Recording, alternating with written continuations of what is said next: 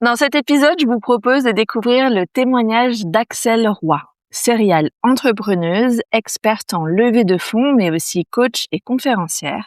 Axelle est aujourd'hui à la tête de sa 3e entreprise, La Joie de Créer. Elle raconte dans cet épisode comment ces 2 grossesses se sont entremêlées avec les hauts et les bas de l'entrepreneuriat. De l'hypercroissance, avec notamment plus 130% de chiffre d'affaires l'année qui a suivi la naissance de son aîné, à la faillite d'entreprise à l'aube de sa 2e maternité. Et c'est justement lors de sa 2e grossesse que nos chemins se sont croisés, puisqu'Axelle a bénéficié d'un de mes programmes d'accompagnement, le calendrier de l'avant-bébé. Elle raconte notamment ce que ça lui a apporté pour ne pas tomber ou retomber dans certains écueils vécus lors de son entrée dans la maternité. Je profite de cette intro pour remercier Axelle pour sa sincérité et sa transparence, sa vulnérabilité même, parce qu'elle touche à des sujets parfois encore tabous, comme les difficultés financières, l'échec entrepreneurial. Mais c'est aussi un témoignage plein de lumière et foncièrement positif que vous allez découvrir, qui montre qu'on peut trouver la force de se relever après les épreuves. Bonne écoute!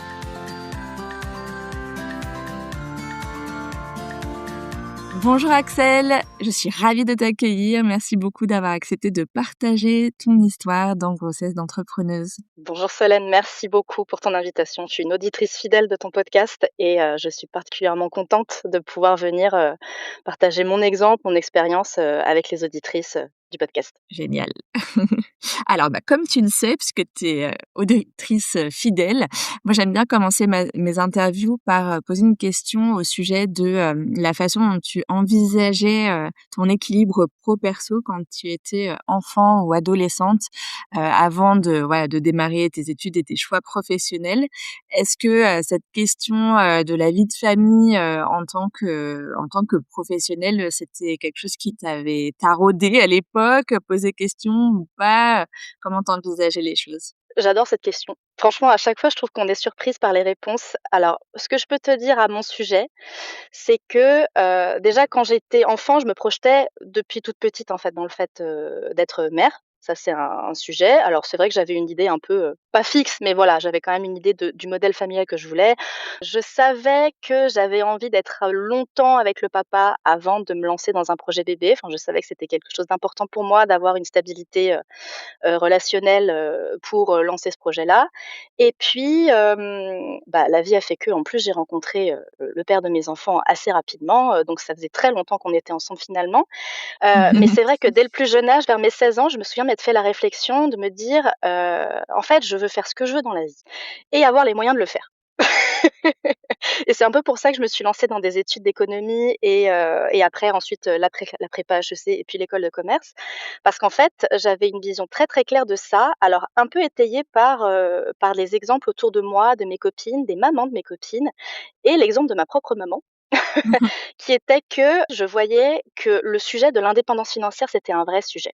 Quand on est femme, qu'on a envie de travailler et qu'on a envie d'avoir, un épanouissement finalement entre, sa vie de femme, sa vie de couple, sa vie de mère, sa vie, d'être humain, bon, d'artiste en l'occurrence pour moi aussi parce que je suis artiste à côté. J'avais conscience que cette notion-là d'indépendance financière, elle était importante. Et pourquoi je te dis ça? Parce que moi, le modèle familial dans lequel j'ai grandi, c'est un peu le modèle traditionnel malheureusement. Alors traditionnel sans que mes parents l'aient trop voulu si tu veux. Le modèle à la maison, c'était, mon papa, donc ingénieur qui travaillait dans une grosse boîte, qui ramenait l'argent à la maison, hein, voilà littéralement. Ma mère qui travaillait de son côté, enfin jusqu'à ce qu'elle nous ait en fait finalement. Elle a continué de travailler avec moi mais avec des grosses difficultés effectivement, avec des grosses barrières, avec elle s'est retrouvée confrontée effectivement au fait de devoir faire du mi-temps, de trouver elle-même ce qu'elle voulait faire. Je me souviens qu'elle m'avait raconté que quand elle avait repris le travail après moi, elle s'était dit: «Mais qu'est-ce que je fais là en fait? Qu'est-ce que je fais? Je viens de confier mon bébé à temps plein, c'est pas du tout ce que je veux» et elle-même, elle était dans ces questionnements-là et puis au fur et à mesure qu'on a grandi en fait, ma mère a progressivement, sans trop le décréter en fait à la base, progressivement lâché sa carrière puisque mon père était expatrié et qu'on a vécu, dans, plusieurs pays du monde et qu'au gré des expatriations, des mutations, en fait, ma mère a assumé, mine de rien, en fait, tout le travail invisible, auquel ça donne les mamans. Donc c'est-à-dire, bah, gérer les déménagements, gérer la charge mentale des enfants, gérer la charge émotionnelle, gérer la charge, bah, domestique, classique. Et puis en fait, gérer finalement, tout cet aspect-là, si tu veux, du fait de bouger tous les 2-3 ans parce que c'est quand même un gros changement de vie à chaque fois. Et puis en fait, elle avait dans l'idée de reprendre un boulot à chaque fois, mais ça s'est jamais vraiment fait parce que quand tu rechanges tous les 2-3 ans, bah, c'est compliqué. Mmh. Donc du coup, c'est un peu le modèle avec lequel j'ai grandi et puis en fait, bon bah, mes parents ont fini par divorcer et je me suis rendu compte au moment où ils sont séparés justement de l'envers du décor, de ce que c'était en fait la maternité, l'impact que ça pouvait avoir pour, une femme sur sa carrière et c'est un petit peu dans ce cadre-là, si tu veux, que je me suis dit: «Moi, je veux tout faire pour ne surtout pas, d'une part, dépendre de mon conjoint, c'est aussi un facteur de stabilité pour les enfants. Tu vois? C'était vraiment quelque chose que je me disais: «Si moi je suis indépendante financièrement, si, je m'organise pour aussi être solide, stable, déjà c'est positif pour mon couple, c'est positif pour l'épanouissement de chacun et c'est stabilisant pour la famille». Donc du coup, c'est Mmh. vraiment un peu avec cette vision des choses que j'ai grandi et vraiment aussi avec le fait que, bah, autour de moi, j'avais des copines, tu vois, dont les parents avaient divorcé et je me disais: «Mais je voyais que c'était la clé en fait, que la plupart des mamans arrivaient à rebondir du fait qu'elles avaient continué à travailler, qu'elles avaient de leur côté une indépendance financière. Je parle beaucoup de Mmh. ce sujet-là parce que c'est très ancré aussi dans mon activité, hein, cette notion-là. Enfin, c'est vraiment aussi, la raison pour laquelle, j'accompagne mes clientes, dans la recherche de financement, pour leurs projets. C'est vraiment aussi pour se garantir cette indépendance économique-là. Bien sûr, c'est pour faire grandir les projets, c'est pour accompagner la croissance des projets, mais pas que. C'est aussi pour, prévenir et pour protéger, tu vois, cette indépendance financière qui est tellement précieuse, en fait, quand on est une femme et qu'on veut aussi pouvoir s'épanouir et juste, juste ne pas, on va le dire, ne pas se faire avoir sur le long terme, n'est-ce pas? Ouais, non, De mais ce c'est point de vue-là. super. Bah, merci beaucoup d'avoir partagé, un bout de ton Mmh. histoire, et de celui de ta famille parce qu'effectivement, je pense que, ouais, c'est hyper parlant et pour avoir moi aussi vécu à l'étranger et avoir côtoyé des tu vois, des couples expatriés, bah, c'est clair que c'est très souvent, madame qui met sa carrière entre parenthèses et qui peut, Mmh. effectivement avoir, un retour de bâton, enfin voilà, que ça peut lorsque les Oui, couples, ne perdurent pas, ce qui est, voilà, malheureusement fréquent à notre époque, oui, oui, tout à bah, fait, c'est vraiment les femmes qui payent le plus, lourd tribut, dans ces cas-là. c'est Donc clair. ouais, bah, merci et puis même en termes de retraite, enfin, il y a plein même sans nécessairement se séparer, on est dans tous les cas fragilisé quand on n'arrive pas à préserver son indépendance financière. Donc je Mmh. comprends Ouais. d'autant plus et encore mieux pourquoi ça te tient tant, à cœur. C'est un vrai sujet pour moi, bien sûr et puis, du coup, aussi, c'était une promesse, tu vois, par rapport à moi et du coup, c'est vrai que ça a quand même pas mal conditionné mon projet de famille, si tu veux. Ça a Mmh toujours été un sujet avec mon conjoint où, dès le départ, j'avais dit: «Écoute, moi, je veux travailler au moins, quelques années avant de se lancer, dans la création de notre famille» et j'ai toujours, en fait, c'est très ancré dans l'ADN de notre couple aussi, tu vois, d'avoir cette vision que, en fait, tant qu'on est épanoui et indépendant l'un de l'autre, l'amour est possible. Tu vois ce que je veux dire? Et l'amour et le respect. Et je trouve que c'est un sujet aussi et c'est ce qui fait que du coup, quand on se retrouve en situation de fragilité, comme ça a pu m'arriver du coup avec mes grossesses, ce qui fait que ça remue quand même énormément de choses dans ta relation avec le conjoint, dans, ta perception aussi toi de la place de ton couple. Enfin ça conditionne aussi quand même beaucoup la place que tu prends, je trouve en tant que parent, dans ta famille et ça conditionne aussi beaucoup la place que tu prends en tant que dirigeante et en tant que chef d'entreprise dans ton projet aussi. C'est les 2 sont liés en fait. Donc c'est pour ça que je trouve que les séparer, finalement, ça a pas beaucoup de sens et heureusement qu'il y a des podcasts comme le tien qui réconcilient un peu les 2 dimensions et qui en parlent de ces sujets-là, tu vois? et du coup, quand, le projet de maternité, est arrivé dans votre couple, toi, où est-ce que tu en étais de ta vie pro? Est-ce que tu étais déjà, lancée dans l'entrepreneuriat? Yes. Alors, il y a un truc qu'il faut savoir, c'est que moi, déjà, je suis entrepreneur depuis le début. Donc, j'ai fait une école de commerce et en fait, j'ai terminé mon stage de fin d'études et j'ai eu l'opportunité de me lancer en freelance. À la base, ça devait être temporaire, sauf qu'en fait, ça m'a plu et je me suis rendu compte que c'était ça que je voulais faire. Ça s'est vraiment fait par opportunité. Je m'étais toujours un peu projetée dans de l'entrepreneuriat en me disant: «Je vais faire un petit poste salarié pendant 10, 15 ans et puis après je vais me lancer», et en fait, au final, la vie me l'a présenté sur un plateau tout de suite. Donc en fait, au moment où le premier projet bébé est arrivé, donc déjà c'était en pleine pandémie mondiale, je suis tombée enceinte de mon fils en décembre 2020, donc on venait de se prendre 2 confinements. Et puis du coup, j'étais dans ma première activité qui était une activité de conseil en levée de fonds pour des associations et des fondations. Donc j'étais vraiment très spécialisée, ONG, fondations, secteur associatif. Et en fait, j'avais un modèle économique, de freelance. J'étais rémunérée à la journée, c'était mon temps qui était rémunéré. J'avais pas encore trop mis le pied dans, tout ce qui est lié au à l'infopreneuriat, enfin voilà, à l'entrepreneuriat en ligne et à la manière de vendre des offres, de vendre son expertise, et en décorrélant ça de son temps. J'avais pas encore mis le nez dedans, et donc du coup, ce qui fait que quand je suis tombée enceinte de mon premier, cette période de confinement m'avait permis de me rendre compte que le modèle économique que je tenais jusqu'à maintenant, d'une part, il était plus si sécurisant que ça pour moi parce que je m'étais un petit peu réfugiée derrière, tu vois, la récurrence des revenus et puis cette stabilité-là. Mais en plus, je sentais que je plafonnais, vraiment. Alors, pour un sujet très technique, hein, c'est que mes clients, c'était des associations, donc qui ne déduisent pas la TVA. Et donc du coup, j'étais au moment tout pile de franchir le seuil de TVA. Alors, soit je reste sous les radars et je limite volontairement mon activité, pour conserver mes clients, soit je change de client et soit je change de modèle économique et je me lance vers autre chose. Ce qui du coup a été le prétexte pour moi pour lancer ma deuxième entreprise qui a été du coup une société, j'étais en EURL. Mais donc du coup voilà, en fait, ce changement entre les 2, c'est un petit peu dans ce cadre-là qu'est intervenue ma première grossesse, avec un petit peu, tu vois, cette, conviction que, de toute façon ma vie allait changer avec un bébé. Et que donc tant qu'à faire, autant faire tous les changements d'un coup. En tout cas, moi, c'est la manière dont je fais les choses. Je le recommande pas forcément à tout le monde parce qu'on va dire que j'ai des garde-fous, en fait, qui me permettent quand même de voilà, de me lancer, en fait, dans cette, dans une telle intensité.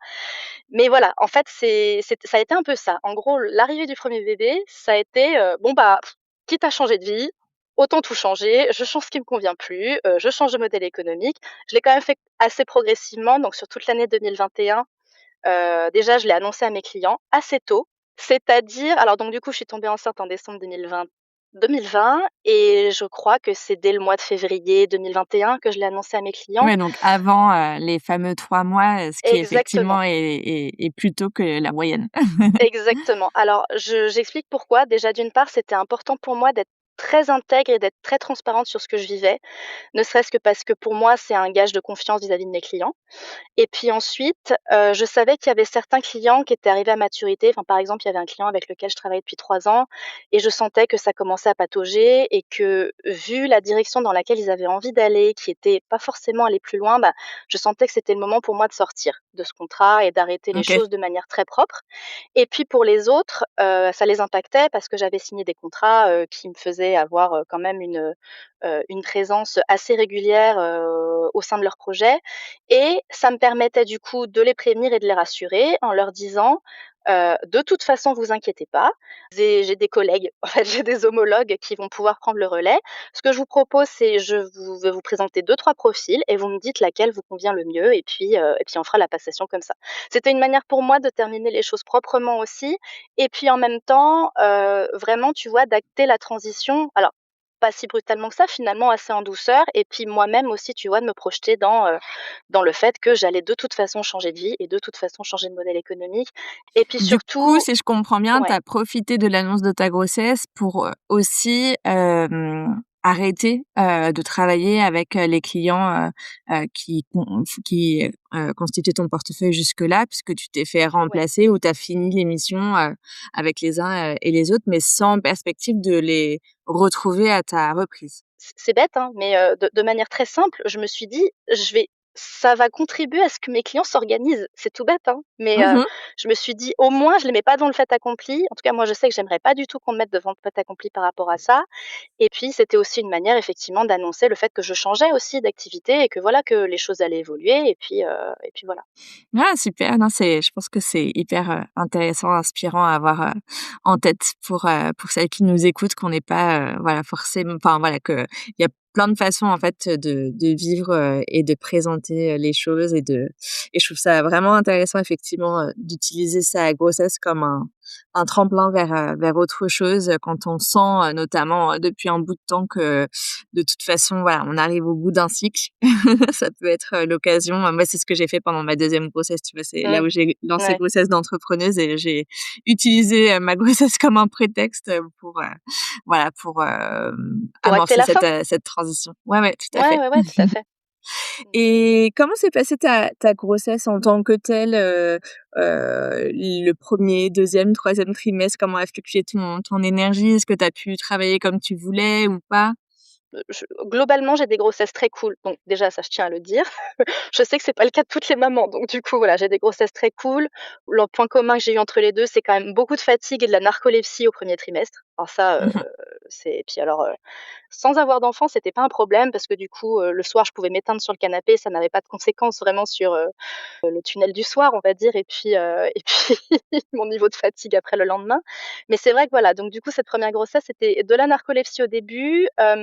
Je me souviens avoir vécu quand même pas mal de bouleversements, en fait, de sentir, tu vois, toutes les transformations qu'il y a dans le corps et de me sentir assez seule par rapport à ça, je me souviens. Seule dans le sens où je me disais: «Bah, en fait, je suis la seule à ressentir ça et c'est compliqué d'expliquer aux autres les changements que je sens à travers mon corps». Donc c'est vrai que j'avais Mmh. ça. Après, au-delà de ça, je dirais que ça s'est très bien passé. 2e trimestre, je me souviens avoir eu une pêche d'enfer. C'était un peu le cas aussi pour le deuxième, mais 2e trimestre, pêche d'enfer avec, beaucoup d'idées, et une très, très grande énergie et c'est comme ça d'ailleurs du coup que j'ai pu, commencer à donner des conférences dans le cadre de sommets virtuels. Ça se faisait, beaucoup à l'époque. Ouais, Là, c'est donc comme c'était ça une que je période t'ai assez cool. découverte à l'époque, pour info. Exactement, on s'est rencontrés dans le cadre du sommet de Vanessa Furcado. C'était le sommet Argent mon amour, je me souviens et du coup j'avais fait un talk sur justement le plafond de verre financier et sur, comment tu peux oser faire entrer l'argent dans ton projet. Alors c'était la toute première fois que je m'adressais à une cible d'entrepreneurs individuels en fait, hein, donc pour moi c'était quelque chose de nouveau, mais j'étais super contente de le faire et justement j'étais super contente de me montrer avec mon gros ventre. J'avais fait, justement exprès de me cadrer pendant mon talk, sur mon gros ventre et puis de faire un atelier super dansant et vraiment c'était une expérience super qui a eu des super retombées après sur mon business d'ailleurs justement. En termes de visibilité bien sûr, mais aussi en termes d'abonnés par la suite et puis aussi en termes d'opportunités, de clients parce que du coup, j'ai pu aussi faire entrer, je me souviens à ce moment-là, bah, de l'argent frais, de la trésor fraîche, juste avant de partir en congé mat et puis de faire des accompagnements, alors à l'époque qui étaient individuels, mais d'en faire et puis, en ayant un cadre très clair en disant: «Bah, moi je partirai en congé maternité à partir de ce moment-là». Comme on est en individuel, on peut continuer d'échanger via WhatsApp, peut toujours y avoir un suivi, mais c'est juste que je ferai plus des séances et je ferai plus des choses en visio. Mais, ça m'a permis, si tu veux, de faire rentrer un petit peu de sous avant de partir en congé mat et c'était pas plus mal parce que cette fois-ci, la CPAM ne m'a versé je suis partie en congé maternité en juillet 2021 et la CPAM ne m'a versé mes indemnités de journalière qu'en janvier 2022. Donc j'étais bien contente d'avoir un peu de trésor d'avance cette fois-ci. Et d'avoir eu surtout, tu vois, en fait aussi, tu vois, des clients et puis des choses, sur lesquelles, reprendre l'activité une fois que je reviendrai et que Mmh. j'aurai vécu, le chaos. Et puis je dirais que le troisième trimestre, ça avait été un peu plus compliqué. Alors cette grossesse-là, elle a été, pour moi assez particulière dans le sens où tu as discuté de ce fameux phénomène, de transparence psychique avec, une de tes invitées dans le podcast, je me souviens. Et bah, cette grossesse-là, j'ai eu une méga transparence psychique. Justement et en fait, je me suis fait accompagner tout du long par mon coach à l'époque, parce qu'en fait, il y a tellement de choses qui se sont jouées, de pour moi, alors en termes de comment dire? De ma place en tant que femme, déjà dans ma vie de famille et puis voilà, pas mal de choses à résoudre vis-à-vis du féminin, vis-à-vis de mon masculin aussi. Enfin voilà, je ça a été vraiment une période très intense pour moi, de travail intérieur et d'introspection et ça a aussi servi mon activité de coaching, hein, bien sûr, les 2 sont liés, hein, parce que, ben, quand on fait le travail sur soi, on attire aussi des clients qui finissent par avoir bizarrement les mêmes problématiques que soi et c'est comme ça qu'on peut aussi accompagner en toute intégrité ses clients. C'est vraiment le fait qui était notoire et je me souviens aussi alors j'étais super heureuse d'être enceinte. Voilà, j'adore être enceinte. Bon voilà, je le dis, je sais que c'est pas forcément le cas de toutes les femmes, mais moi j'adore être enceinte. Ça m'a reconnectée avec la créatrice en moi. même si elle a jamais été très, très loin, mais ça m'a aussi reconnectée, tu vois, à cette fameuse joie de créer, tu vois? Ce fait, parce que, bah, créer un enfant, hein, c'est quand même la joie de créer ultime, hein, globalement.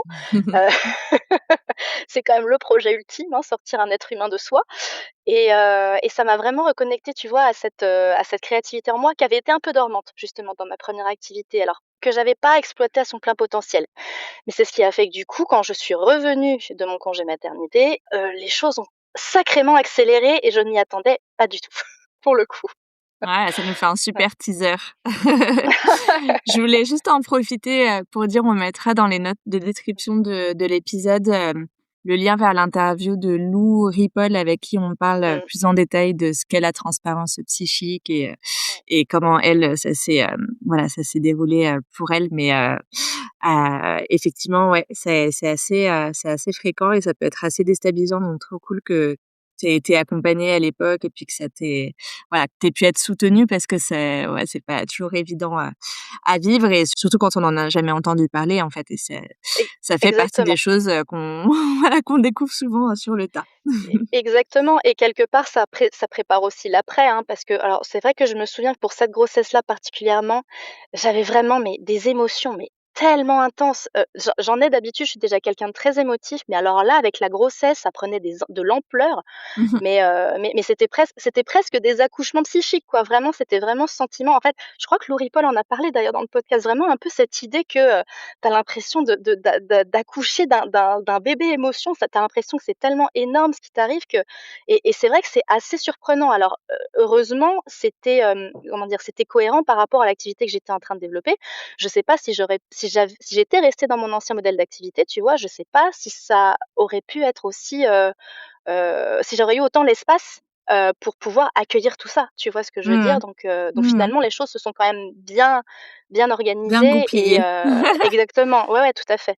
Donc il Mmh. y a un gros facteur chance dedans aussi quand même, hein, enfin on va se le dire, mais pas que, aussi des décisions qui finissent par aussi avoir des conséquences et puis qui finissent aussi par trouver leur bien-fondé finalement et c'est ce qui a fait aussi que du coup je suis partie en congé maternité pour mon premier très confiante en me disant: «Bon, je sais pas», j'avais aucune idée bien sûr comme toutes les mamans, tout comme toutes les mamans en devenir, de l'ampleur du tsunami qui m'attendait derrière. Mais j'étais encore une fois très confiante en me disant: «Bon, quoi qu'il arrive, j'ai posé les bonnes choses, j'ai posé les bons Mmh. jalons et puis, je suis soutenue, voilà, je sais que j'ai du soutien et que, quoi qu'il arrive, il y a quelque chose de positif qui sortira derrière Ouais.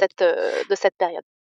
Et ce premier congé maternité, du coup, tu as décidé de prendre, combien de temps? Comment est-ce que tu t'es justement décidée? Je pose la question parce que, et d'autant plus à l'époque en 2021, c'était, il venait d'avoir, la réforme, du rattachement en fait des indépendants à la sécurité sociale, classique et du coup, c'est une période assez, trouble, assez floue, enfin c'est toujours assez trouble et flou, mais là c'était particulièrement, compliqué à se dépatouiller de comprendre de quoi on aura droit, Ouais.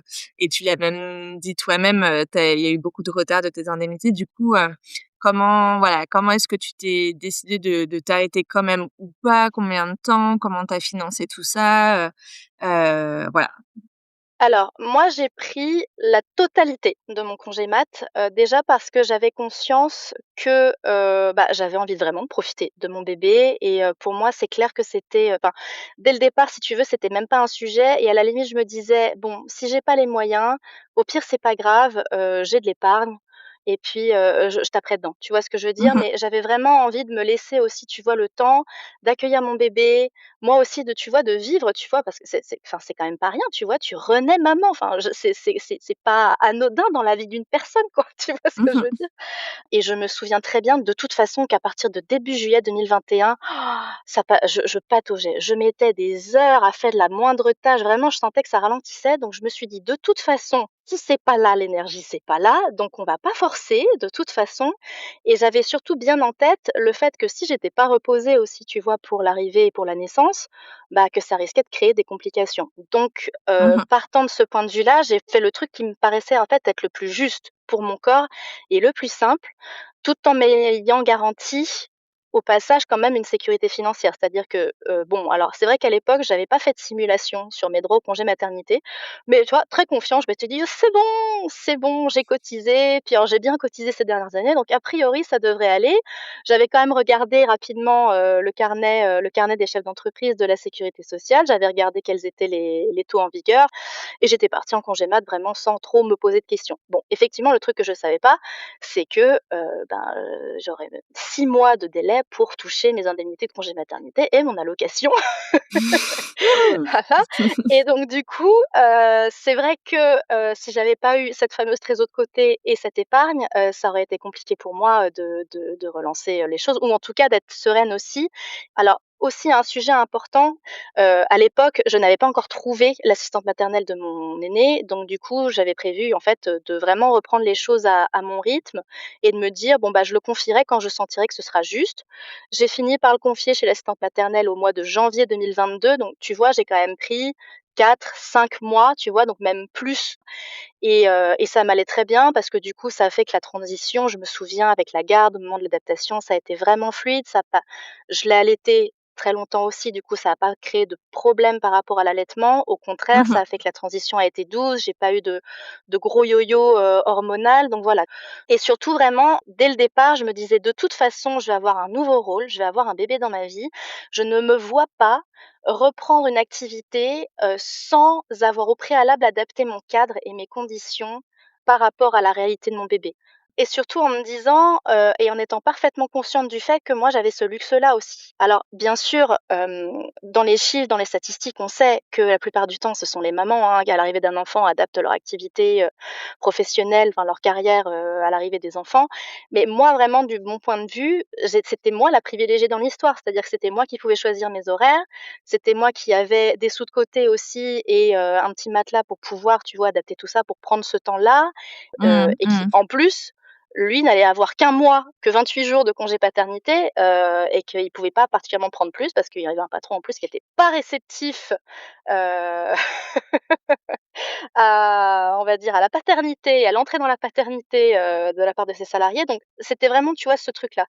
Et est-ce que financièrement, vous avez mis en place un système de compensation? Enfin, comment ça s'est joué? Parce que tu nous parles de Alors ton épargne et de, ouais, tout ta à fait. Alors capacité à être ouais, tout à flexible, fait. mais du coup, est-ce que c'est toi qui as tout pris, sur tes épaules ou comment est-ce que ça s'est réparti entre vous? Alors, clairement, on va dire que l'indépendance financière, ça a un côté négatif aussi, c'est que du coup, tu ne comptes que sur toi-même en permanence. Donc, effectivement, tu as tendance à dire, puisque moi je peux, puisque moi je suis forte, puisque moi je suis puissante, puisque moi je suis sécure, bah moi en fait, je peux le faire, il n'y a pas de problème. Et sauf que j'étais bien loin, effectivement, d'imaginer déjà d'une part les conséquences que ça allait potentiellement, que ça pouvait avoir sur mon activité.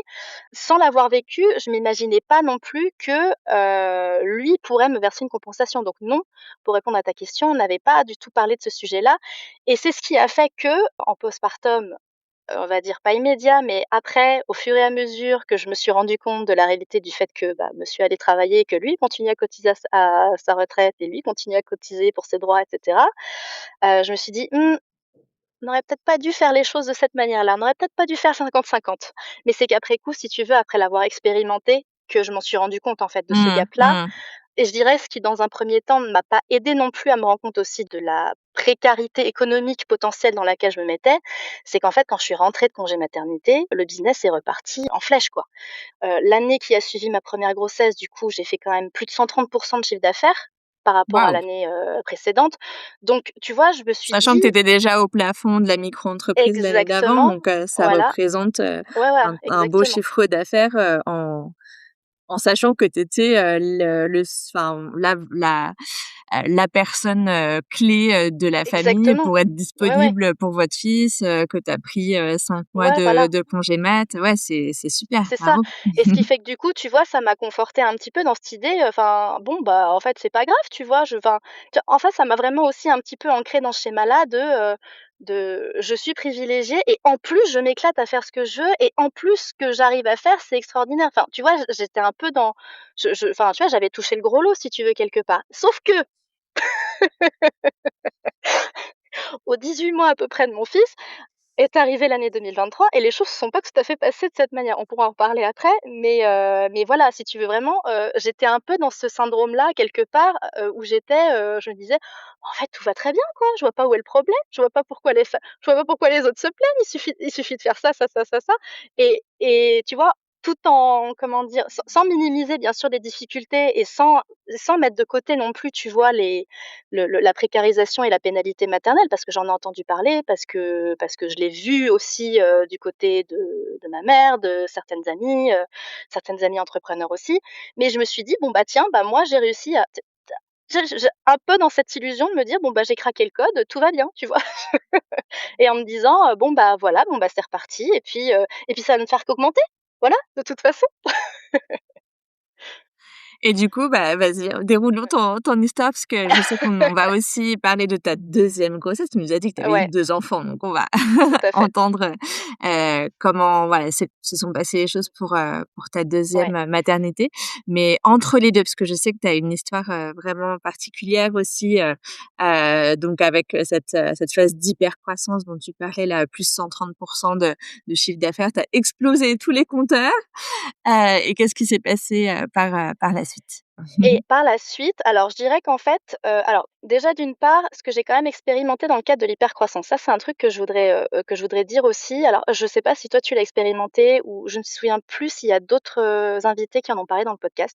Mais quand même ce que je tiens à dire, c'est que malgré le chiffre d'affaires qui a décollé, il y avait quand même une grosse difficulté dans mon modèle économique, dans mon activité. C'est qu'en fait, malgré la croissance du chiffre d'affaires, je me payais très peu. Mmh. Je me versais très peu de rémunération. Pourquoi? Parce que, j'avais en fait fait beaucoup d'investissements et j'avais payé beaucoup de prestataires, du coup. Ce qui fait que du coup, mes charges étaient quand même assez élevées et ce qui me restait en termes de rémunération à la fin de l'année, c'était pas si exceptionnel que ça. Alors, c'était C'est le ma deuxième année. paradoxe, de l'hypercroissance. Je l'ai vécu, Exactement. Ouais, exactement ouais. entre mes deux grossesses et en fait, ça aspire du cash l'hypercroissance. Enfin, tu sais, genre, si tu veux Exactement. si tu Ouais, es éthique et que tu veux maintenir un bon niveau de qualité, auprès de des clients qui sont de plus en plus nombreux, bah, en fait, tu es obligé, comme tu l'as dit, voilà, d'augmenter tes charges pour maintenir en fait, voilà, le niveau de qualité, et puis pour continuer aussi, voilà, à ce que l'entreprise se développe. Et en fait, ça, c'est hyper, demandeur de cash flow, quoi. Et effectivement, exactement. ouais, Ouais. il y a eu quelques rares périodes dans ma vie d'entrepreneuse où je me suis, pas ou mal payée, et l'hypercroissance en a totalement fait partie, alors même que, Ouais. enfin voilà, on on pourrait penser que c'est le contraire, quoi, que quand le chiffre d'affaires, explose, la rémunération aussi, et en fait, c'est exactement le contraire. Donc ouais, Ouais, du ouais, coup, toi, exactement. tu t'es retrouvée, dans une période où non seulement tu avais eu, ce congé maternité payé en retard, après tu as l'hypercroissance où du coup tu tapes dans tes économies. Ensuite, tu as la phase d'hypercroissance où waouh, c'est trop génial, ton activité, bat son plein, et en même temps, toi, tu peux très peu te rémunérer. Tu étais en EURL en plus, c'est ça? J'étais en Tu as dit que EURL tu en avais plus. Alors changé de statut, juridique? ouais, tout à fait. En fait, c'était une découverte aussi, si tu veux. Je connaissais pas du tout ce statut, je savais pas du tout comment ça fonctionnait, je l'avais jamais expérimenté et pour moi, c'était aussi un vrai changement de culture, en termes de pilotage financier de mon entreprise, si tu veux. Donc Bien sûr. et ça, effectivement, comme je le savais pas, je me rendais pas compte des conséquences que ça pouvait avoir par la suite sur mes cotisations, sur, mes droits et cetera. Je pose déjà le préambule sur, ce qui m'est arrivé pour ma deuxième grossesse et mon deuxième congé mat. Mais du coup, voilà, clairement, il y avait aussi ça, puis un petit peu, tu vois, cette naïveté quelque part de me dire: «Bon, bah, de toute façon, si le chiffre d'affaires se développe, voilà, enfin, il y a pas de problème». Mais tout en me disant: «Bon, pour l'instant, je me paye pas trop, mais si ça continue d'augmenter, je vais pouvoir me verser une rémunération plus importante l'année d'après». Sauf que ça, c'était dans le meilleur des mondes porté par mon enthousiasme. Alors, je suis quelqu'un de très optimiste et en fait, c'est vrai que par principe, j'ai toujours tendance à voir le verre à moitié plein. Et à me dire que de toute façon, ça peut que aller mieux si tu veux. Alors, ça a des côtés positifs, mais le côté un peu négatif, c'est que du coup, ça peut verser aussi un peu dans de la naïveté, dans le sens où: «Oui, mais si ça se passe pas comme ça?» Mmh. Et c'est ce qui est arrivé en fait en 2023. Alors, je sais pas toi comment tu l'as expérimenté, mais moi dans mon activité de coaching, c'était une activité de coaching business. Et en fait, je il me semble, en tout cas moi de ce que j'ai compris quand même, de ce qui s'est passé sur le plan, du marché, Mmh mh. il y avait une grosse bulle en 2021 et 2022 et puis en 2023, ça s'est un petit peu effondré. Et c'est Mmh. vrai que du coup, je me suis assez retrouvée alors déjà, il y a aussi une chose, c'est que paradoxalement, alors que mon chiffre d'affaires se développait, en fait, j'avais pas non plus les structures en fait et c'est ça le problème de l'hypercroissance aussi, c'est que derrière, l'hypercroissance fait que ça va tellement vite que tu n'as pas forcément le temps de poser les bonnes structures, notamment au niveau commercial, au niveau marketing, au niveau de ta gestion, au niveau de plein de choses qui vont permettre en fait de créer des fondations solides en fait pour ton projet et c'est ce qui fait que Mmh. du coup, en fait, quand je suis arrivée en 2023 avec un marché qui était plus difficile à aller chercher, enfin avec des clients qui étaient plus difficiles à aller chercher, avec, aussi le fait qu'il y avait eu beaucoup d'acteurs qui étaient rentrés d'un coup entre 2021 et 2022 sur le marché et pas forcément une demande qui avait augmenté non plus. Moi ça faisait ça faisait pas longtemps en fait que j'étais en plus rentrée sur ce secteur, donc je pouvais pas me vanter d'avoir une ancienneté et d'avoir, une Mmh. centaine de clients, tu vois, que j'avais accompagnés, donc c'était un vrai truc déjà et surtout, comme je te le disais, j'avais pas pris le temps pendant la période d'hypercroissance, d'autant plus que j'étais pas vraiment à mi-temps, mais j'étais quand même, 3 jours par semaine sur mon projet et 2 jours avec mon fils à la maison.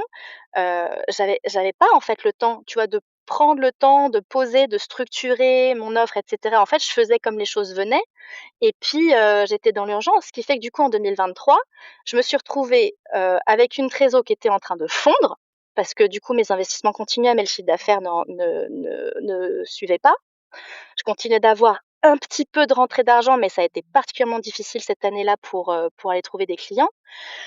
Je me suis retrouvée aussi avec, bah, du coup, l'URSSAF qui s'est dit: «Tiens, tiens, tiens, allez hop, on va te prendre ton forfait, on va te prélever ton forfait tous les mois».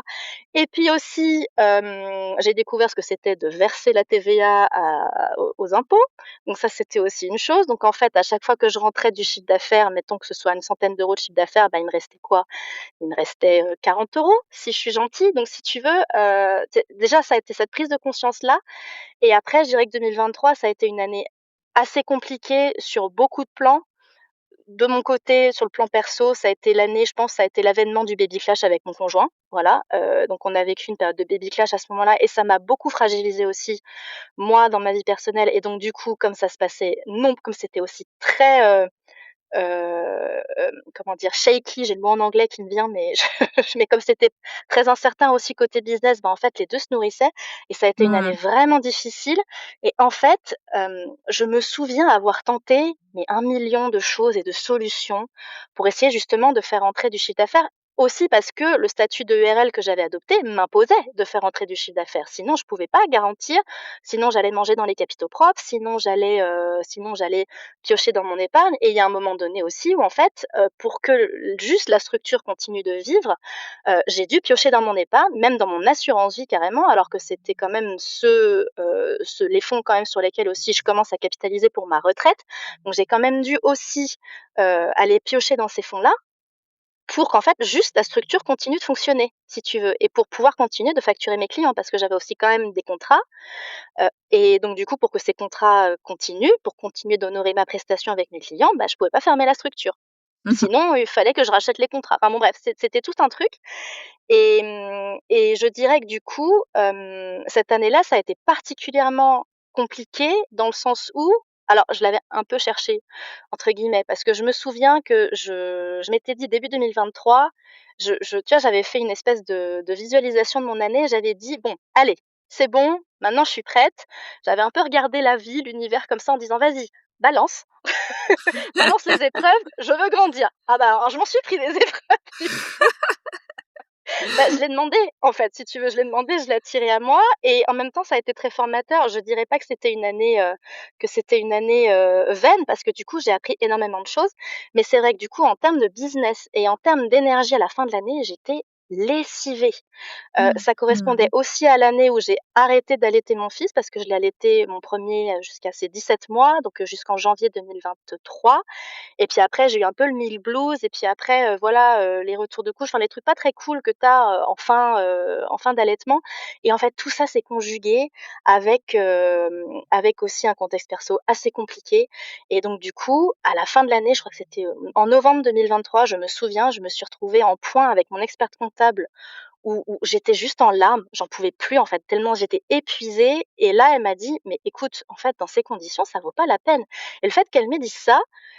m'ait dit ça, ça m'a fait réaliser, mais en fait, oui, je fais pas tout ça pour me mettre dans un état pareil. J'ai pas le temps, en fait, de vivre ça. Tu vois ce que je veux dire? C'est pas ce que je voulais vivre non plus et c'est pas particulièrement le chemin que j'avais envie d'emprunter. C'est pas pour ça que je suis devenue entrepreneur, en fait. C'était pas et c'est pas une question, tu vois, de statut de chef d'entreprise ou pas, parce que si j'avais créé mon EURL, c'était aussi parce que j'avais dans l'ambition, après, de constituer une équipe, de structurer quelque chose, tu vois, de durable et j'y croyais vraiment, tu vois? Et sur les comment dire? Sur les, mmh, les données que j'avais, les éléments que j'avais à ce moment-là, c'était possible, c'était faisable. C'est juste que les choses se sont pas passées comme prévu.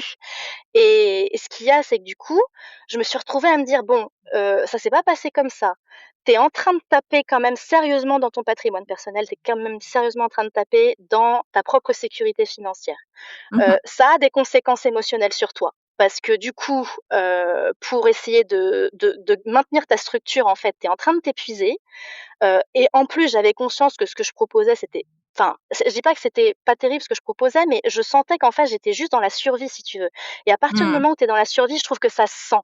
Même toi, tu l'incarnes pas, ce que tu es en train de proposer, enfin, tu vois ce que je veux dire? Il y a un problème d'alignement qui fait que du coup, même, il y a un truc qui passe pas, même au niveau de ta stratégie commerciale, tu vois? Ça se ressent et je pense que le truc qui m'a créé un déclic quand même, c'était aussi qu'à une période, en fait, tu vois, c'était à peu près cette période-là de novembre 2023, j'avais plus de jus créatif. Et ça, chez moi, c'est le signe que je suis arrivée au bout de ma limite. Parce que je suis quelqu'un de très créatif et quand je me suis rendu compte que, j'avais plus envie de me lever le matin, que j'avais plus de jus créatif, je me suis dit: «Non mais en fait, j'ai pas envie de souffrir dans mon projet». Et ça a été une vraie décision souveraine pour moi parce que c'est ce qui m'a fait me dire: «En fait, je m'aime plus que mon entreprise. Donc si mon entreprise doit y passer, c'est pas un problème. Par contre, si c'est moi qui y passe, c'est hors de question». Ce qui fait que Mmh. du coup, ça m'a emmenée fin novembre 2023 à, à tu vois, prendre la décision qui était quand même compliquée, financièrement notamment parce que du coup, j'avais quand même mis beaucoup, tu vois, beaucoup d'argent, beaucoup de fonds aussi dans j'avais quand même beaucoup investi de ma poche, hein, pour que mon activité, fonctionne. Et bah, j'ai fini par prendre la décision de liquider la structure parce que en fait, c'était plus tenable pour moi et que aussi, j'avais tout essayé et en fait, juste avec le modèle qui était en train de se créer, enfin ce que j'essayais de créer, le modèle économique était enfin, comment dire? La structure était pas adaptée, tout Mmh. simplement. Mmh. Et ça a été une vraie prise de conscience et ça m'a notamment permis aussi de remettre en question ce fameux modèle de l'hypercroissance qu'on nous vend beaucoup aussi sur les internets et par Mmh. lesquels on nous appâte un petit peu, beaucoup même. Et puis, ça m'a Mais permis aussi de me c'est rendre compte super que que tu puisses, excuse-moi, je non, je t'interromps, t'en mais je prie. voulais juste dire, c'est super que tu puisses témoigner, là-dessus parce que je pense que c'est hyper important, en fait, comme, voilà, comme message et comme retour d'expérience que tu puisses nous donner et effectivement, à toutes celles qui culpabilisent de pas avoir, de croissance à 2 chiffres, mais c'est tant mieux! C'est très bien et franchement, enfin, voilà, vaut mieux une croissance, à 1 ou 2 chiffres, qui perdurent et qui soient durables pendant des années, qu'une croissance à 3 chiffres, qui te crame total et qui te permet même pas de te payer à ta juste valeur et où derrière, tu Oui, oui, voilà, tu ressens, physiquement, que tu arrives dans une impasse, quoi. Donc, je oui, trouve oui, ça trop bien complètement, que tu puisses, nous le partager. complètement. Merci Axel. Bah, je t'en prie, merci. Non, mais pour moi, c'est normal parce que c'est vrai que je trouve qu'il y a beaucoup de tabous par rapport à ça. Il y a tout ce chemin-là, tu vois, qui pour moi est important. Qu'est-ce qu'on a envie de vivre dans son entreprise? Et je pense que c'est très important et surtout, c'est pas parce qu'il y a un modèle dominant qu'on nous vend, voilà, qui est quand même mine de rien très masculin, très, très orienté performance, c'est pas parce qu'il y a ce modèle dominant qu'on peut pas faire les choses autrement et à sa manière. Et moi, en l'occurrence, c'est quand j'ai pris cette décision de liquider la société, ça a été un petit peu pour moi, tu vois, ce choix souverain où je me suis dit: «Bon, bah, en fait, bien sûr que j'ai envie de réussir, bien sûr j'ai envie, que mon projet se développe, mais par contre, je veux choisir les conditions dans lesquelles ça se déroule». Et ça, c'est très important pour moi et c'était important pour moi aussi, je pense, qu'à ce stade de mon parcours d'entrepreneur, parce qu'à ce moment-là, j'en étais à, 7-8 ans, je crois, d'entrepreneuriat. C'était important, tu vois, que je pose enfin, tu vois, des conditions claires, nettes et vraiment aussi, tu vois, que ce soit presque un pacte avec moi-même, quoi, tu vois? Parce que sinon, j'aurais pas pu tenir la distance. J'aurais pu faire comme beaucoup de monde et me dire: bah, écoute, je vais aller» alors moi, en l'occurrence, j'aurais pas repris un poste salarié parce que j'ai jamais été salariée, mais j'aurais pris un poste salarié du coup et ça se serait arrêté là. Mais c'était pas ce dont j'avais envie, si tu veux. Mmh. Donc et surtout, je me disais: «C'est pas parce que tu as planté une boîte que c'est la fin du monde, en fait». Malgré tout ce qu'il peut y avoir autour, la culpabilité, la honte, et puis aussi, tu vois, bah, on va le dire aussi, le coup que ça fait à l'estime de soi et puis à la confiance que tu peux avoir aussi en ta valeur, le coup que ça a sur ta légitimité aussi, tu vois ce que je veux dire? Enfin, voilà. Je trouve que ça ne vaut pas la peine. Du coup, ça a été la décision que j'ai prise à ce moment-là et j'ai été très bien accompagnée par mon expert comptable d'ailleurs là-dessus. Je tiens à le dire parce qu'il y a beaucoup de cabinets comptables aussi qui se contentent juste, d'encaisser les sous et de pas franchement t'accompagner non plus dans ton parcours de dirigeant et là, pour le coup, ma mon experte comptable, elle a vraiment été là pour moi, pour répondre à toutes mes questions aussi et puis voilà et puis elle a fait les choses, ce qui m'a permis aussi après de retrouver un peu de légèreté, de me recentrer sur moi entre 2 et puis, après de pouvoir recréer ma troisième structure, donc qui est une entreprise individuelle pour le coup, qui est du coup une structure beaucoup plus légère qui me permet, d'être un peu plus sereine et que ce soit moins la cata, les mois où je fais moins de chiffre d'affaires. Tu vois ce que je veux dire? En fait, ce qui est paradoxal, tu vois, mine de rien dans cette histoire, c'est qu'en essayant de crever le plafond de verre que j'avais avec ma première entreprise, bah, j'ai failli me cramer, en fait, tout simplement. Et donc du coup, c'est là où je me suis dit: «Oui, bon, alors briser le plafond de verre, je suis peut-être pas obligée de le faire tout en forçant. Je peux y aller un peu plus tranquillement et en prenant en compte ma réalité de maman, tout simplement». J'adore, tu le l'art de la formule. Merci.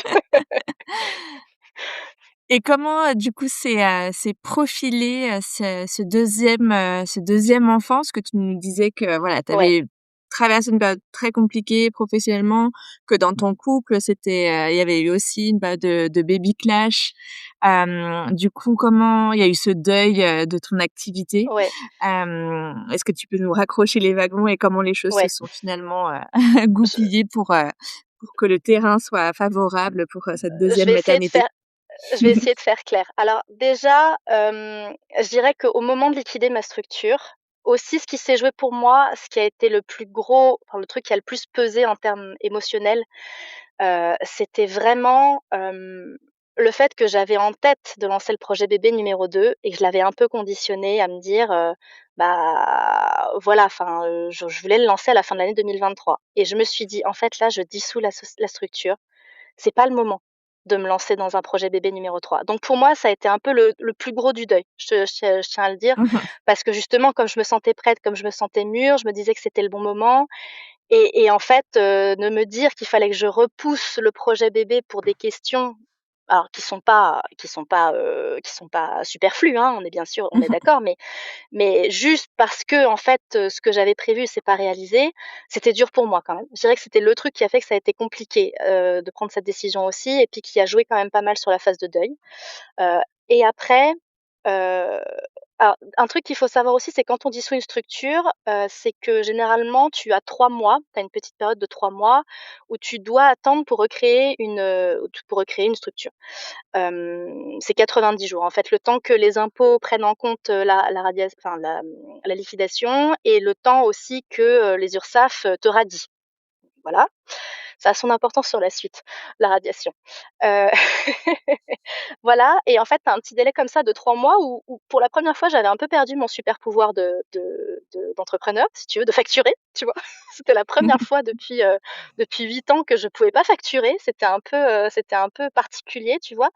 Et je me suis dit: «Bah, écoute, cette période-là, tu vas la mettre à profit déjà pour te reconcentrer sur toi, pour passer du temps avec ton bébé aussi, parce que j'ai passé du temps avec mon fils, à ce moment-là, et puis tu vas surtout faire le boulot d'aller libérer émotionnellement ce qui t'est arrivé parce que, c'est ce qui permettra en fait au terreau de se créer pour ta nouvelle structure finalement. Mmh.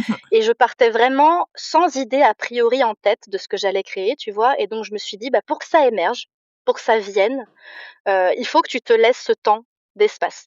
Finalement un Mmh. peu comme une grossesse, hein, finalement, c'est un Ouais, un comme un congé ralentissement. maternité. Mmh. Ouais, exactement, tu vois? Enfin, c'est une période de ralentissement un peu imposée, qui fait que du coup, bah, tu prends le temps de te reconcentrer sur toi, sur tes fondamentaux, sur ce qui te fait vibrer aussi et puis sur ce que tu as envie de créer pour la suite, quoi, tu vois? Et du coup, à partir du mois de mars, 2024, j'ai eu un petit peu, tu vois, l'idée, le lien de tout ça, c'est que du coup, il y a l'aspect créativité, l'aspect financement que j'avais pratiqué avec ma première activité et je me suis dit: «Comment je peux lier tout ça avec ce que je suis en train de vivre moi aussi en tant que femme?» Et je me suis dit: «Bah, en fait, je vais faire ce que je sais faire de mieux, c'est-à-dire parler de financement de projets, mais à des projets à impact, portés par des femmes. À impact pourquoi? Parce qu'il y a un lien clairement avec mes valeurs aussi, d'engagement pour le vivant, pour l'humain, pour la terre. Et puis aussi, je me dis: «Le sujet de l'argent, c'est tellement un sujet important». Ce sujet de l'indépendance financière, il nous touche toutes, en fait, finalement. Bien souvent, moi, ce que je constate aussi, c'est que la plupart des femmes qui m'entourent, elles pensent pas forcément aller chercher des financements à l'extérieur. Alors qu'il y a plein de choses qui existent, il y a une straté il peut y avoir une stratégie assez simple à mettre en place et c'est pas obligé de venir à la base de travail dur, acharné, avec uniquement de l'autofinancement, en fait. On peut aussi, comme le font d'ailleurs nos homologues masculins, se dire qu'on peut aller chercher des fonds à l'extérieur aussi. Et donc du coup, c'est pour ça que du coup mon activité là, elle en tout cas là, en retour de congé de deuxième projet bébé, c'est comme ça que ça se dirige, mais c'est comme ça que si tu veux le lien s'est fait. Et alors le truc qui a été assez critique au démarrage, ça a été de refaire du chiffre d'affaires pour moi, de retrouver un petit peu de confiance si tu veux dans ce contexte, où je venais de faire «faillite» entre guillemets, même si j'aime pas trop ce mot-là, mais voilà, j'avais liquidé la structure, j'avais besoin de reprendre un peu confiance en soi, ça s'est joué et puis j'avais besoin aussi de restructurer un petit peu les choses, de reprendre justement ce que j'avais pas eu dans ma deuxième entreprise et de reposer des bases solides en termes de structure, commerciale, financière et cetera et puis recommencer à refaire de la trésor parce que je m'étais rendu compte, mine de rien quand même, que la trésor, c'est le nerf de la guerre et ça m'a bien servi pour la suite d'ailleurs. Ce qui fait que du coup, le projet bébé, je l'ai lancé finalement pas en novembre 2023, mais en décembre 2024 et donc du coup 1 an plus tard. avec, Mmh. voilà 1 an plus tard, et c'était aussi un peu une manière pour moi de me dire: «Écoute, tu sais que cette deadline-là, tu l'as». On en avait parlé aussi, avec mon conjoint, où je lui avais dit que moi j'étais prête à relancer le truc. Il m'avait donné son feu vert aussi, lui aussi c'était bon, de son côté. Et par contre, ça m'avait permis de me dire: «Tu vas là, c'est ta deadline, c'est ta deadline. Tu te donnes une année pour tout tenter, pour relancer une activité, tu t'éclates, tu vois ce qui fonctionne et puis ça va servir de base pour ensuite, te permettre de consolider ton projet une fois que, le 2e bébé sera en route». Voilà, c'était un peu comme ça que j'avais abordé les choses, si tu veux. Mmh. Et donc du coup, le projet de 2 bébé, il s'est lancé donc du coup en décembre 2024. Alors j'étais assez fatiguée quand même à ce moment-là. Je m'en suis rendu compte justement pendant mon premier trimestre de grossesse que j'avais quand même pas mal tiré sur la corde pendant cette année où je me suis dit: «Tu vas tout tenter». Et en fait, voilà, il s'est lancé et une fois que c'était «dans la boîte» entre guillemets, bah, pour moi, ça m'a permis de me dire: «OK, ça y est, c'est bon, je suis sur la bonne voie, ce truc-là, il est lancé, un projet qui me tient à cœur est lancé». Je sais qu'à partir de ce moment-là, comme j'avais vécu une expérience positive la première fois, je sais qu'à partir de ce moment-là, ça va forcément créer quelque chose, de robuste, en fait, par rapport à mon projet et Mmh. du coup, j'étais beaucoup plus sereine, beaucoup plus en confiance que si je l'avais lancé un an avant. Tu vois, c'était un petit Mmh. peu ça aussi. J'attendais d'être aussi, sereine par rapport à ça. Je comprends. Et comment s'est déroulée cette, 2e, grossesse? Est-ce que, enfin, tu nous avais déjà un petit peu dit tout à l'heure que, Ouais, toi, tu avais plutôt, eu des grossesses, faciles et que tu avais aimé être enceinte à chaque fois. ouais. Alors Voilà, comment ça s'est déroulé pour toi cette deuxième fois? toujours un plaisir d'être enceinte. Alors j'étais particulièrement contente d'être enceinte parce que du coup, ça faisait un moment que j'avais attendu, hein. Du coup, moi le trimestre 0, la phase préconceptionnelle, elle avait été quand même assez longue, mais pas, sur le plan, de la conception biologique si tu veux. C'était vraiment plus sur la question des conditions matérielles si tu veux dans lesquelles je pouvais lancer, ce projet en toute connaissance de cause. Et bah, cette grossesse s'est très bien passée aussi. Alors, beaucoup de fatigue au premier trimestre, ça je m'en souviens. Alors aussi avec la découverte que être enceinte avec un aîné, c'est pas la même chose que pas avoir d'enfant dans les pattes. Alors surtout qu'en plus, moi, il y a une particularité avec mon aîné, c'est qu'il l'a senti tout de suite que je suis tombée enceinte. Donc très vite en fait, pour ne pas alors j'ai fait le choix de ne pas lui mentir et surtout, en fait, je voulais aussi que ce soit bien clair pour lui parce que quand j'aurais ce qui a été le cas, j'ai eu des épisodes de narcolepsie aussi, pendant cette 2e grossesse. En fait, quand maman, s'éteint sur le canapé le soir, c'est pas parce qu'elle a pas envie de lui lire l'histoire ou qu'elle a pas envie de lui faire prendre le bain, c'est juste que maman, elle est crevée. Et ça a été aussi du coup pour moi aussi assez bénéfique dans le sens où, si tu veux, ça m'a permis de poser mes limites avec mon fils aussi, avec le premier, et ça m'a permis aussi après, pour l'aider à cheminer, à devenir grand frère parce que, bah, lui aussi, il est en train de vivre une transformation assez dingue. Dans cette phase-là aussi, en me disant: «Bon, j'avais quelques clients, quelques séances, mais c'était pas foufou niveau business, à ce moment-là, mais quelque part, c'était pas plus mal parce que de toute façon, j'avais pas la bande passante, quoi. Donc du coup, je me suis dit: «Bah, j'ai fait ce que tu nous dis d'ailleurs de faire dans le calendrier d'avant-grossesse. Au premier trimestre, tu fais ce que tu peux» et c'est exactement ce que j'ai fait. J'ai fait ce que j'ai pu, si tu veux. Ensuite, une fois que le 2e trimestre est arrivé, pareil comme pour la première, regain d'énergie. Alors beaucoup moins de transparence psychique sur ce coup-là et heureusement Le parce que du travail coup avait ça m'a déjà été fait. bah, un petit peu, ouais, quelque part, tu vois? Je pense que l'aîné avait fait le travail, tu vois? Pour laisser la place au deuxième de ce point de vue-là, tu vois? Sur le plan psychique aussi. Mais aussi clairement, ça m'a permis aussi de manière plus simple d'aborder ma grossesse aussi comme quelque chose de, bah, ça va être un moment de joie, ça va être quelque chose de simple, ça va être quelque chose de léger aussi parce que ça peut être ça aussi, tu vois? Comme un business finalement, une grossesse, ça peut être ça aussi. Exactement. C'est pas obligé d'être une période de souffrance, où tu es en train de revisiter tous tes rapports avec, tes ancêtres, ton transgénérationnel et cetera, tu vois? Ce qui avait été mon cas pour la première grossesse. Mais donc du coup, voilà, donc cette période-là, ça a été assez chouette parce que du coup, aussi alors justement, au tout début du 2e trimestre, j'ai fait le choix, d'investir dans le calendrier d'avant bébé justement que tu proposes dans le cadre de grossesse entrepreneuse et je dirais qu'en fait, c'est arrivé vraiment au bon moment parce qu'en fait, ça m'a permis vraiment de, tu vois, de poser des jalons sur mon année et en fait, comme ce que tu nous fais faire dans le cadre du programme, c'est en fait nous faire comme un sherpa le plan quoi, pour aller, voir ce qui va se passer, dans une grossesse et comment ça se traduit, sur ton business, comment tu peux adapter les choses, quels sont les grands temps en fait. Bah, ça m'a vraiment tranquillisée aussi dans le sens où, ça m'a permis de me dire: «OK, alors premier trimestre, c'est pas grave s'il y a rien qui se passe.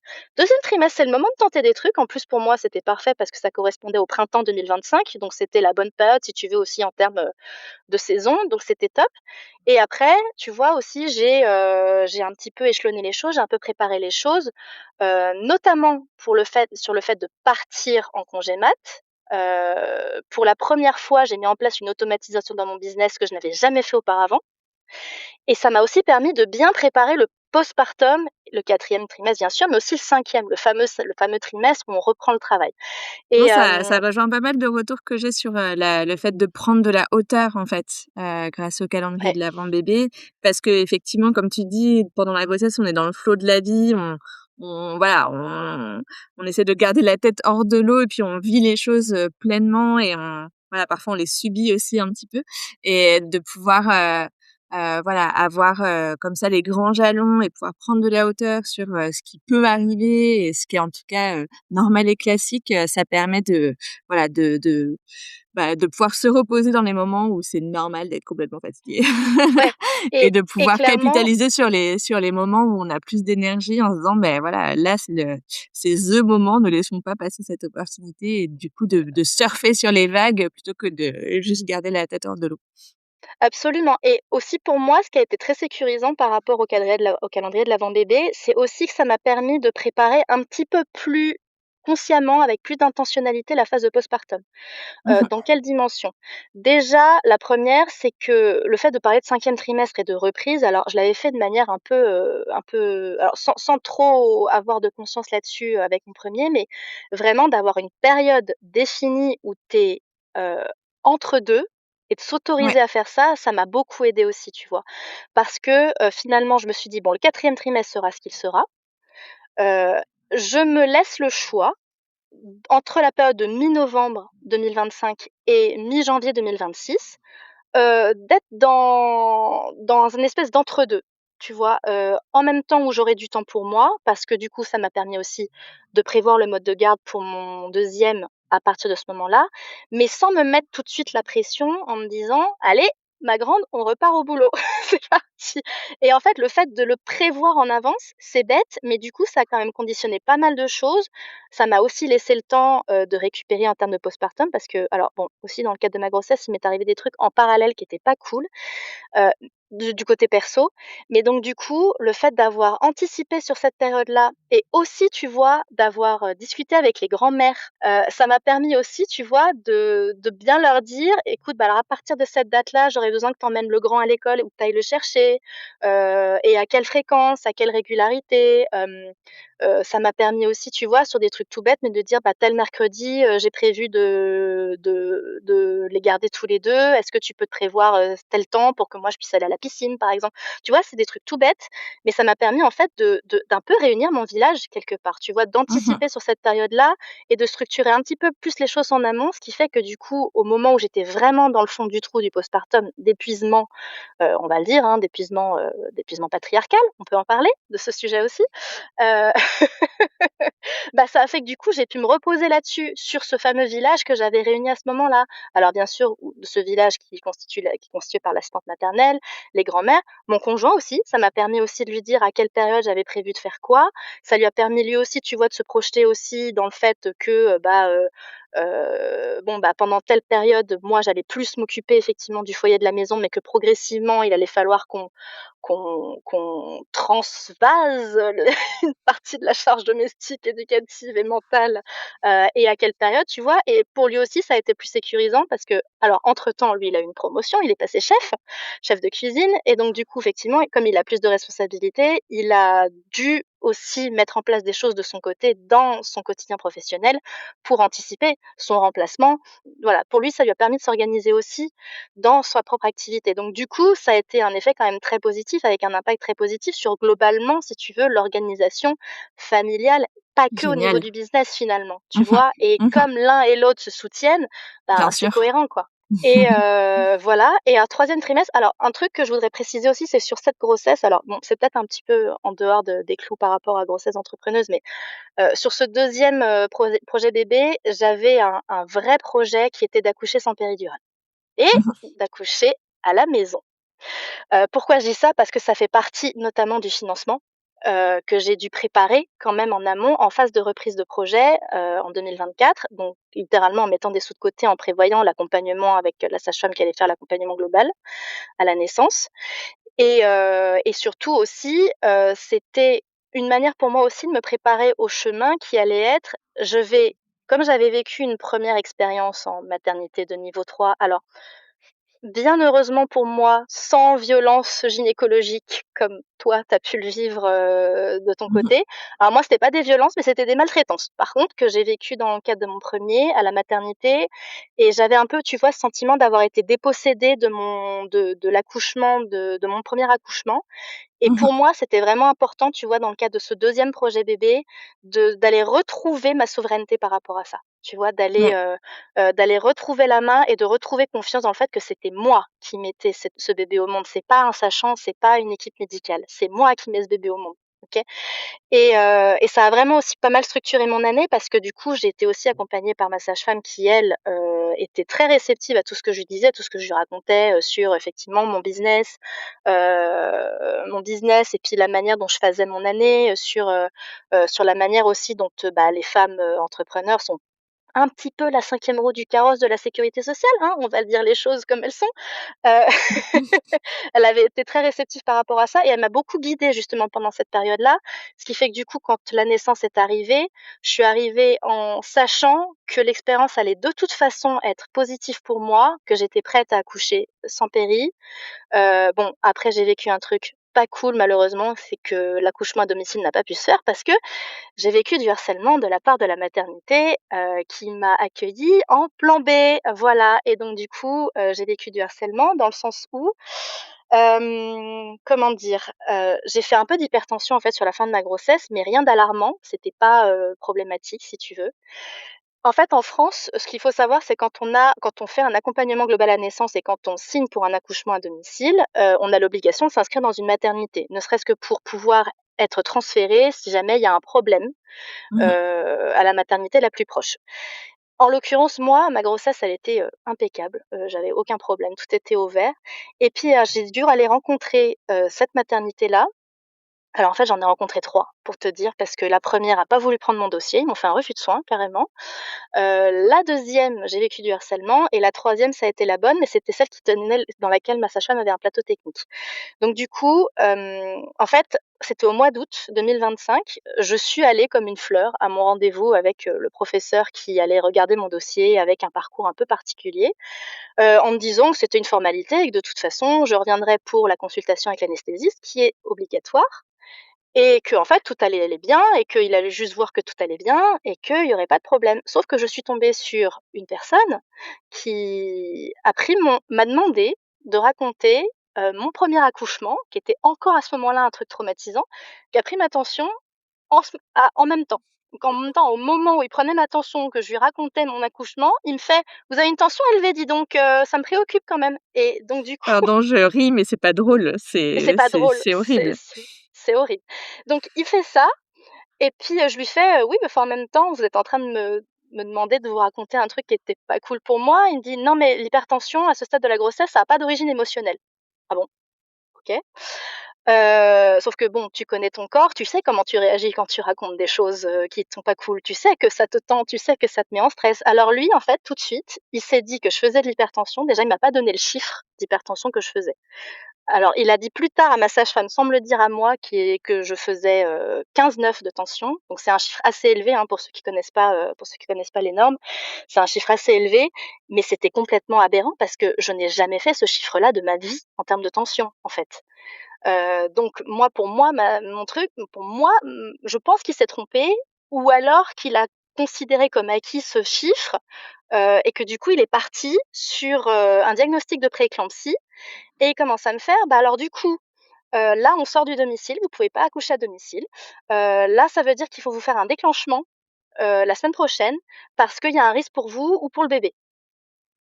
J'ai creusé plus tard, j'ai appris que ce professeur, son sujet de recherche, c'est les déclenchements. Tiens donc! Mon Dieu. Donc je tombe là-dessus, moi qui suis pas docteur en médecine en plus, donc va essayer d'argumenter contre un docteur en médecine, un professeur dans une maternité parisienne réputée, que non, non, c'est pas vrai, tout va bien, ton bébé va bien, toi aussi, va essayer d'argumenter ça. Donc je me suis retrouvée dans cette situation-là et en fait, je me suis retrouvée dans une situation où ma sage-femme s'est retrouvée entre moi et le professeur, où le professeur lui a dit: «Attention, là, on sort du domicile, moi, j'ai eu tel chiffre, de tension, donc là, normalement, c'est en maternité qu'elle doit accoucher». Et moi, ça a été un vrai cheminement parce qu'en fait, ça m'a stressée énormément et c'est venu rajouter, en fait, quelque chose de pas cool sur ma grossesse qui se passait super bien. Et comme par hasard, à partir de ce moment-là, j'ai commencé effectivement à avoir des tensions un petit peu hautes. Voilà et donc du coup, j'arrive au moment à quelques jours d'accoucher où ma sage-femme finit par me dire: «Bah, en fait», alors que j'ai fait des examens complémentaires, tous mes bilans étaient parfaits. J'ai fait des examens complémentaires dans une maternité avec un autre docteur, un autre gynécologue qui a fait une échographie de mon bébé, qui a dit qu'il y avait aucun problème avec le placenta, aucun problème avec comment dire? Aucun problème avec le cordon, aucun problème à mon niveau non plus, donc qui a tout validé, qui a dit: «Non, non, le déclenchement n'est absolument pas nécessaire, on part sur un accouchement spontané. Si jamais c'est en structure, si jamais c'est chez nous, faut vous inscrire, mais sinon, non, en fait, enfin, il y a rien qui justifie, un geste médical aussi lourd, quoi». Mmh. Et donc mais le problème, c'est que du coup, le mal était fait. Ma sage-femme, comme, elle savait que j'étais sa patiente, bah, en fait, comme elles ne prennent absolument aucun risque et encore moins professionnellement, ben, du coup, elle s'est retrouvée entre moi et lui à devoir me dire: «Ben, je suis désolée, là, le problème, c'est qu'il y a une tension un peu élevée, elle est pas alarmante, mais en fait, s'il y a le moindre problème, si en fait, s'il se passe rien, on me dira rien, mais s'il y a le moindre problème, heu, je peux avoir des vraies conséquences, sur mon activité et notamment sur ma liberté de pratiquer mon métier». Mmh. Donc ça, c'était le truc quelques jours avant d'accoucher. Donc finalement, l'accouchement s'est fait en maternité, s'est fait en plateau technique, dans une toute petite maternité qui m'a un peu réconciliée avec les maternités. Parce que la première fois, c'était une maternité de niveau 3 et comment dire? C'était une expérience en soi, en tout cas pas une expérience que j'avais envie de renouveler, en tout cas que j'avais très peur de renouveler, ça c'est sûr. Mmh. Mais donc du coup, j'ai fini par avoir mon accouchement comme je voulais, mon accouchement, sans péri, dans l'eau qui plus est, donc dans une baignoire, voilà, dans une, comment dire? Dans une super petite maternité, dans des conditions de rêve, pour moi, pour mon conjoint et pour mon bébé, donc au final, tout s'est bien passé. Mais ce truc-là, ça a quand même eu des conséquences après, si tu veux, parce que mine de rien, quand même, le fait de m'être fait harceler, ça a pas été anodin, si tu veux, par rapport à mes comment dire? Ce que j'avais vécu, tu vois, postpartum. En plus, quand tu es en postpartum, tu es quand même assez fragile. Enfin fragile, vulnérable.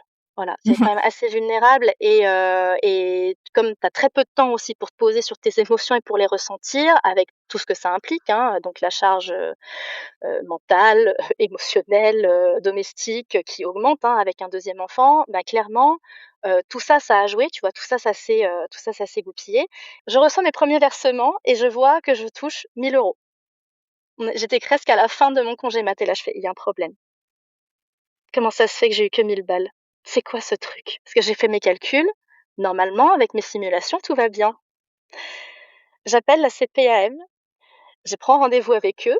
Non, je prends rendez-vous, hein. Je j'ai pas fait qu'appeler, j'ai envoyé des mails, parce que ça aussi tu le dis dans le ça aussi tu le dis dans le calendrier, d'avant bébé, il faut écrire pour avoir des preuves. J'ai pris rendez-vous avec eux, j'avais mon dossier. Ils m'ont dit: «Ah mais c'est normal, on n'a pas pris en compte votre activité précédente, on a pris en compte que vos revenus de 2024 dans le Mmh. calcul de vos indemnités». Et alors figure-toi qu'apparemment, bon c'est ce qu'ils m'ont dit, c'est qu'ils avaient le droit légalement effectivement de ne pas prendre en compte tes revenus précédents. Je leur ai quand même dit: «Mais attendez, si j'avais été salariée, ça aurait été pareil?» Ils m'ont dit: «Non, si vous étiez salariée, vous auriez pu cumuler vos droits». D'accord, OK. Donc du coup, tout ça pour dire que mes revenus 2022-2023, en fait, que j'avais pris comment dire? Que j'avais pour lesquels j'avais cotisé, mes droits pour lesquels j'avais cotisé en 2022-2023 en étant chef d'entreprise, En et ben, en fait, cotisant ils en ont pas plus, compté. bien comme il faut, comme tu nous disais que c'était pas des petites, des petites C'est pas des cotisations. petites sommes, voilà. Et ben, ils ont pas été pris en compte. Donc ça, tu apprends ça mi-novembre, tu arrives à 3 mois de postpartum avec un bébé. Alors même si j'étais en super forme, parce qu'on va le dire, hein, un accouchement physiologique quand même en termes de récupération physique, émotionnelle et puis énergétique, ça n'a rien à voir. Mais même avec tout ça, en fait, ça fait que ces 3 facteurs conjugués fait que j'ai complètement plongé, si tu veux, dans l'épuisement patriarcal, quoi. Parce qu'en fait, qu'est-ce que tu vois, avec vraiment ce sentiment de, en fait, trop, c'est trop, quoi. Et alors là, le cheveu, enfin, la cerise sur le gâteau, c'était vraiment le revenu minimum versé par la CPM en me disant: «Mais en fait, est-ce que ça vaut vraiment le coup d'indemniser à un tel niveau, les femmes, enfin, c'est même presque limite insultant, en fait, d'être indemnisée à un tel niveau pour le travail gratuit que je fais, tu vois ce que je veux dire? Heureusement, j'avais mis en place des choses, notamment parce que je l'avais prévu grâce au calendrier de l'avant-bébé, j'avais prévu aussi d'autres sécurités qui m'ont permis aussi de pas complètement couler pendant cette période, tu vois ce que je veux Mmh. dire?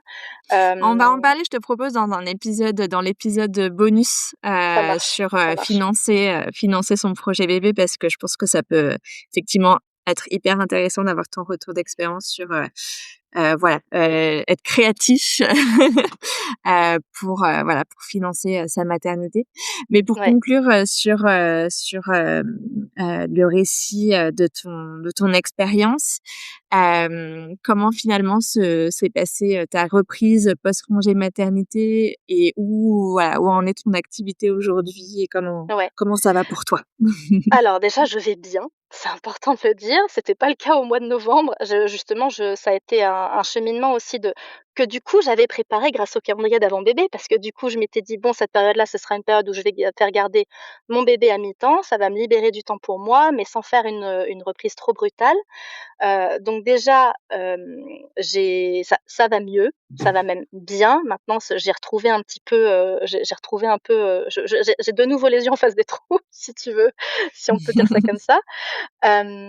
Et surtout, j'ai pu trouver des réponses et pu trouver des solutions aussi. Alors, un petit truc, important à dire, c'est que ce que j'avais prévu avant de revenir de congé maternité, c'était de faire le lancement d'un gros programme que j'avais enfin, un gros programme, un programme important pour moi qui était le mastermind La Joie de créer et j'avais un peu posé des jalons au départ avec une automatisation, avec un lead magnet pendant l'été que j'avais diffusé et qui a assez bien fonctionné. D'ailleurs, j'étais assez surprise, en revenant de congé maternité justement en voyant, les stats et avec un petit peu l'idée de me dire: «Ben, je vais relancer ce programme avec une liste d'attente qui se sera constituée». Bon, il se trouve que à ce moment-là, j'avais pas du tout l'espace pour lancer un tel programme et en fait, à la limite, c'est pas très, très grave parce que même si, bon, du coup, ça change quand même pas mal de choses en termes de comment je redémarre l'année, notamment sur le plan financier, ça aurait été au prix et au détriment de ma santé physique et de ma santé mentale. Donc pour moi, c'est pas OK. Je pense que tu l'auras bien compris que ce On soit a compris. à ce détriment-là. Donc du coup, voilà, donc du coup, j'ai tout simplement décidé de reporter ce lancement-là à l'année prochaine. Aussi le temps, si tu veux, de reprendre moi mes marques aussi et de relancer un peu les choses et puis de laisser un peu le temps à mon projet de maturer parce que je sens qu'il y a encore un besoin de maturité pour en 2026 supplémentaire, tu vois? Pour aussi, faire que les choses fonctionnent, en tout cas comme je l'aimerais. Donc ça, c'était chouette et surtout alors, ce que je tiens à dire quand même, cette période d'entre-deux, tu vois, de fameux 5e trimestre, je l'ai vraiment vécu comme une manière de me remettre un peu dans le bain, en douceur et puis surtout de me réadapter à ma nouvelle réalité, comme je l'avais fait avec mon premier bien sûr, mais me réadapter à ma nouvelle réalité de maman de 2 qui a du coup 2 fois moins de temps, quelque part et un peu moins d'énergie aussi et je me suis dit: «Compte tenu de ce que j'ai vécu déjà, tu vas prendre le temps de digérer tes émotions, et puis surtout, tu vas vraiment prendre le temps de prendre du temps pour toi, de te concentrer sur ton bien-être, de te concentrer sur ta récupération physique, émotionnelle, bien sûr, en termes de sommeil, parce que oui, il y a des choses à faire sur le sommeil, même en postpartum, même quand on se fait réveiller 3 à 4 fois par nuit». Et du coup, voilà, j'ai vraiment lancé, ça et ça m'a permis aussi de retrouver mon énergie autour de Noël 2025. Ce qui a fait que du coup, début janvier, je suis arrivée avec les idées beaucoup plus claires sur comment j'avais envie que mon année se déroule et avec un petit peu plus d'intentionnalité et de stratégie. Et ça, je pense aussi que le fait d'avoir vécu en 2025 une grossesse et d'avoir aussi expérimenté, tu vois, ce premier cheminement avec le calendrier d'avant bébé, ça m'a permis d'ancrer, tu vois, cette habitude de structuration, qui est finalement super positive pour un projet. Donc là, tu vois, c'est un peu tôt pour te dire, si j'ai vécu la même j'ai pas je pense pas avoir vécu la même hypercroissance que pour ma première grossesse parce que voilà, déjà parce que j'en ai pas envie et aussi parce que j'ai pas posé les choses en ces termes-là. Et quels conseils tu donnerais aux entrepreneuses qui nous écoutent et qui, ont envie de se lancer dans un projet bébé, qui sont enceintes, mais qui, ont peur pour leur activité? Alors déjà, j'ai envie de dire que je comprends tout à fait la peur parce que clairement, comment dire? Ça c'est un truc que je lisais, dans, Le Prix à payer, la BD de Lucie Quillet et et Tiffany Cooper. Nous, on a été un peu éduqués avec déjà cette peur de l'enfantement, avec cette peur et avec cette conscience du fait qu'on allait devoir s'arrêter Et si on est un peu féministe, un peu engagé, si on allie des choses avec, cette idée que, la carrière va en prendre un coup, que, voilà, qu'on va se fragiliser, se précariser économiquement, financièrement, alors oui, bien sûr, tout ça est réel et à aucun moment j'ai envie de le nier et j'ai envie non plus de le, tu vois, de le passer sous silence. Mmh. Ce que j'ai envie de dire par contre, et je crois que c'est peut-être quelque chose que tu dois souvent dire dans les épisodes du podcast et même que tu dois souvent répéter dans la préparation à la grossesse, c'est que déjà, il y a pas de moment idéal pour lancer un projet bébé. Il y a si on se sent prête, je pense que c'est le bon moment. Si on sent que son projet est prêt aussi. Alors, bien sûr, il y a une intentionnalité à mettre derrière. On peut, comment dire, anticiper les choses et de toute façon, ça sera positif, quels que soient les résultats, quelles que soient les conséquences pour son projet. Et surtout, j'ai envie de dire, en fait, bien sûr qu'il y a de la peur et je l'entends complètement, je compatis, mais aussi ça peut être une expérience joyeuse, une expérience légère et une expérience dans laquelle on s'épanouit, dans laquelle on se révèle aussi, dans laquelle on peut, devenir une femme, pas qu'une mère, pas qu'une entrepreneuse, mais une femme aussi très épanouie et qui, alors bien sûr, qui va chercher à concilier un équilibre très compliqué à garantir sur le long terme, mais déjà en soi, réussir sur le plan professionnel et sur le plan familial, déjà, c'est un exploit. Je pense qu'il faut pas l'oublier non plus. Enfin, c'est quand même un exercice auquel les femmes de générations entières ont essayé de s'adonner. C'est quand même la quadrature du cercle, quoi. Enfin, on va le dire tel que c'est, d'avoir une activité, une carrière florissante et en même temps d'avoir une vie de famille. Donc si tout vient pas en même temps, c'est pas grave. Par contre, ce qui n'oubliez pas, enfin surtout ne perdez pas de vue que déjà ça peut être super positif, une expérience super positive, que vous en aurez la réponse que quand vous l'aurez vécu, que quand vous l'aurez expérimenté et que bien sûr vous pouvez mettre en place des choses qui peuvent vous sécuriser de ce point de vue-là, alors que ce soit sur le plan business, que ce soit sur le plan financier, que ce soit sur le plan marketing, sur le plan commercial et et surtout, alors moi en tout cas ça a été le cas pour mes 2 grossesses, c'est des périodes où on essaie des choses et je trouve qu'en ça, c'est ce qui fait qu'aussi on grandit en maturité entrepreneuriale, en maturité professionnelle, que notre projet aussi, développe aussi de nouvelles dimensions et ça, c'est super passionnant, quoi. Donc je encore une fois, j'entends la peur, mais ça peut aussi être quelque chose de top, si vous en avez envie, en fait, tout simplement, à celles qui nous Génial, écoutent. bah, merci, ça fait un très beau, mot de la fin. Merci beaucoup Axel de nous avoir Je t'en partagé ton prie. histoire. Merci beaucoup Solène.